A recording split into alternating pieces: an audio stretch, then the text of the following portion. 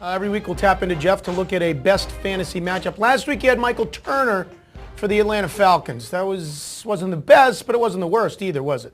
He got 70 yards, found the end zone once. They really, Julio Jones kept scoring touchdowns and long touchdowns too. So they kept, taking the ball away from Turner. But he did find the end zone once. I kind of expected his yardage to be up a little bit higher, but he did find the end zone, like I said. Who we got for this week's matchup that you look at that you say is just the one to have?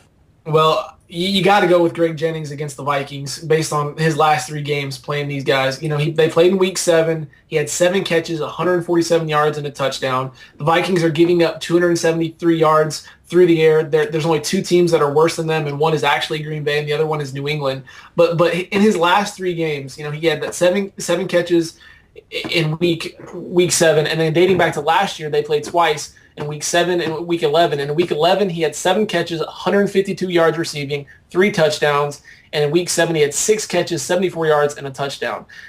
He loves this rivalry game. Aaron Rodgers is probably the top fantasy quarterback this year. He's just they're throwing the ball all over the place. And I really think Greg Jennings is the guy you got to get out there. Yes or no? Packers go undefeated this year. No, just because I think it's too hard.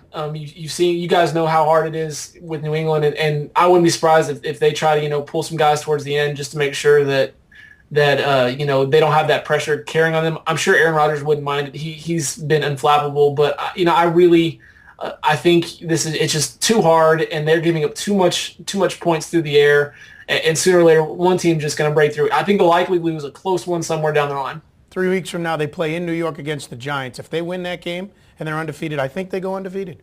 That's our best matchup, according to Jeff Stotts on Fantasy and Reality this week.